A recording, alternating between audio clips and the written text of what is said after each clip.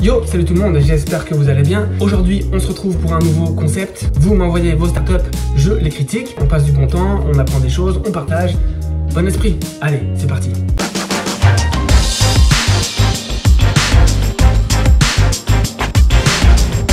Donc aujourd'hui on a du lourd, je vais essayer de faire 3 startups. Donc ce premier projet nous vient tout droit de Baptiste Arnaud. Merci à toi Baptiste pour avoir soumis cette startup. Ça s'appelle Typebot.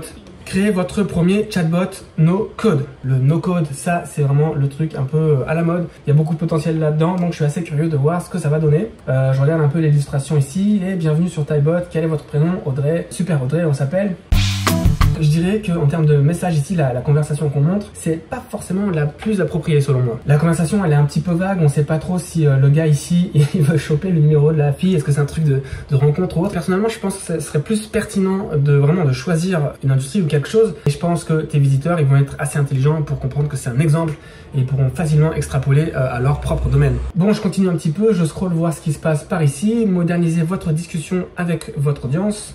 Je regarde un peu l'animation ici. Là où c'est pas super clair pour moi, c'est l'étape du milieu. Je suis pas sûr de comprendre ce que tu veux dire. Honnêtement, je partirais simplement sur 2 illustrations, le formulaire de base et plutôt le chatbot. Comme ça, on voit le avant, le après, ou l'ancienne mauvaise méthode versus la nouvelle bonne méthode. Ça me paraîtrait un peu plus clair. Le tout à votre image, donc ça c'est plutôt cool, on comprend qu'on peut le personnaliser. Alors par contre, je dirais qu'en termes de design là, pour moi, les couleurs, elles clashent un peu.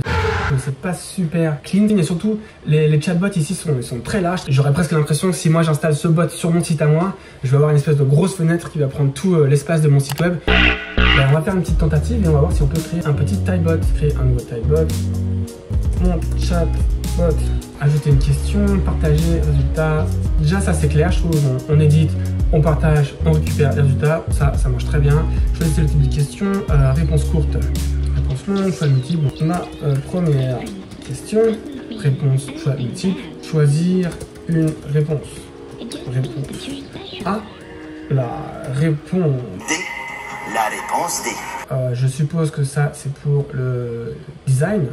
Changer la police, ok, je peux. Ok, donc là, effectivement, c'est le preview ici. Ah, je comprends mieux. Effectivement, donc là, il y a l'éditeur, il y a le preview. Donc, une petite phrase en haut aurait aidé en disant ça, c'est l'éditeur, ça, c'est un preview peut-être. On va faire un truc sûrement très laid. C'est pas grave, c'est juste pour le démo. Vas-y, on va prendre ça. Ouh là là, que c'est beau, que c'est beau, que c'est beau, que c'est beau. La 3e icône qui correspond à quoi? Alors, c'est un peu embêtant parce qu'il n'y a pas les titres.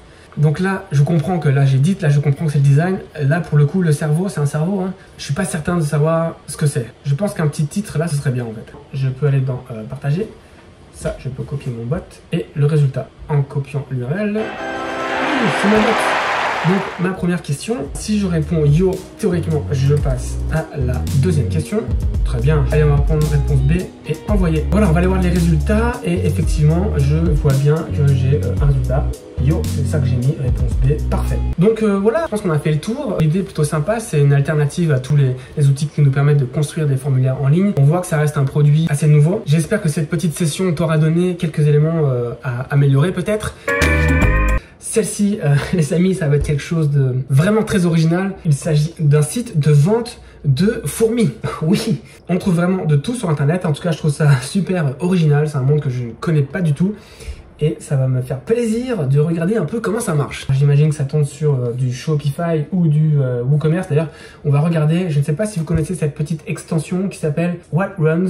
Et quand j'appuie là-dessus, eh bien, ça me donne un petit peu la stack qui se trouve derrière ce site web. Donc là, on peut voir effectivement, ça tourne sur du WooCommerce. Alors déjà, il y a un gros à lire avant de commencer. Bah alors, posséder des fourmis chez soi n'est pas un jeu.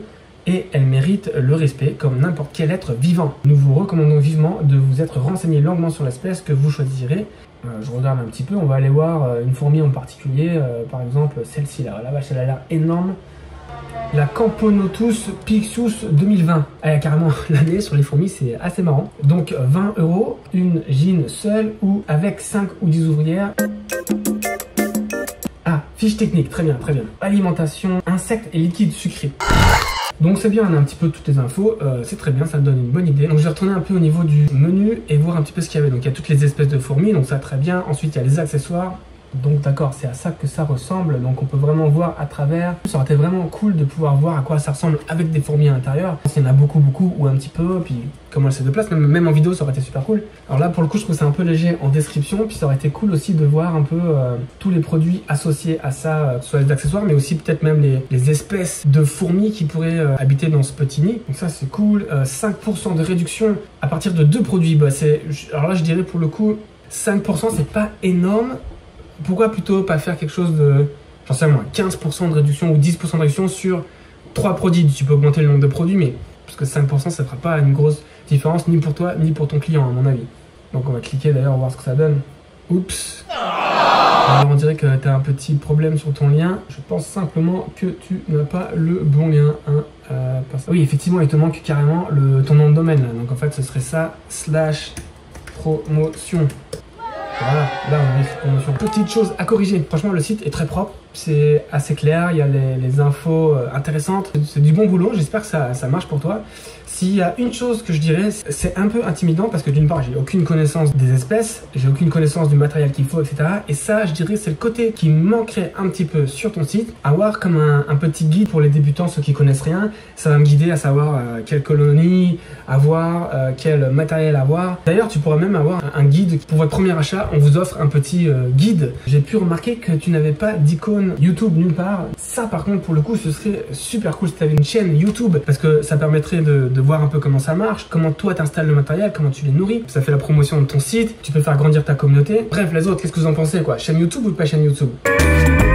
Allez, on enchaîne avec une nouvelle startup. Celle-ci, elle vient de Alex. Ça s'appelle Stro.io. Ça te permet de regarder des gens construire des produits en live.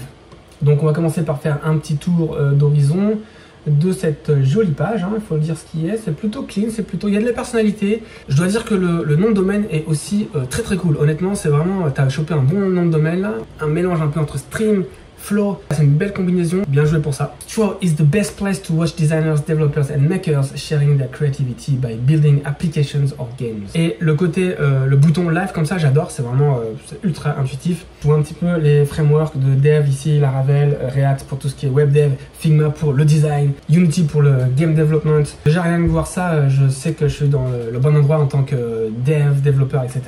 Ça marche bien, on comprend qu'on va regarder du live. Exclusive content from designers, developers, makers, ok ça c'est clair. Donc ça c'est plutôt moi en tant que personne qui regarde les streams. Et je vois une section ici qui est plutôt pour les créateurs de contenu. Qu'est-ce qu'ils ont eux comme intérêt à être sur la plateforme. On peut se faire découvrir un peu plus facilement, donc ça c'est très bien. Stream as usual, we don't change your habits, use your favorite platforms, donc YouTube et Twitch. Donc ça c'est très cool de préciser que c'est pas d'effort supplémentaire pour moi, je stream comme d'habitude et tout est automatique. Ah par contre là je peux voir qu'il y a un petit pixel de décalage quand je passe ma souris, ça ne va pas du tout. Donc oui la proposition de valeur est plutôt intéressante, je pense que c'est simple, c'est clair, c'est ultra targeté, donc c'est vraiment un projet niche mais du coup c'est plus facile à marketer. Un truc qui aurait été intéressant mais là ça vient seulement du fait que c'est encore trop jeune pour en arriver là. Ça aurait été intéressant d'avoir déjà quelques streamers en place ou quelques catégories où vraiment comment on pourrait découvrir des gens. J'imagine que c'est un peu la prochaine étape pour toi. Mais bon, évidemment là ça manque un petit peu parce qu'on reste un peu sur notre fin. On aimerait bien commencer à découvrir tous ces créateurs. En termes de business model, ce qui est pas très clair, c'est je sais pas trop comment tu pourras te débrouiller à faire quelque chose de payant avec ça, ou ce serait quoi le pricing? Est-ce que ce serait les content créateurs qui vont devoir payer quelque chose, ou plutôt l'audience, ou alors c'est gratuit pour tout le monde, toi tu te fais rémunérer avec de la pub?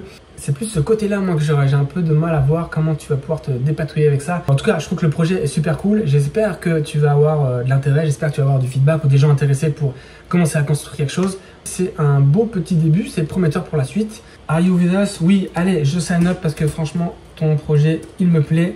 Donc, je t'encourage. Voilà, je pense qu'on a fait un petit peu le tour des startups pour aujourd'hui. Ça, c'est Kéa, mon chat. Honnêtement, c'était un exercice plutôt sympathique. Moi, j'ai bien apprécié.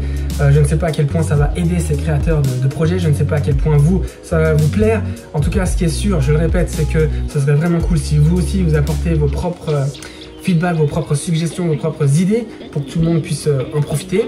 Et puis si vous aussi vous voulez me faire parvenir vos startups, vos projets, ce serait cool que vous le fassiez. Je peux regarder ça avec plaisir et puis créer d'autres vidéos de ce style là. D'ici là je vous dis à très bientôt pour d'autres vidéos. Ciao.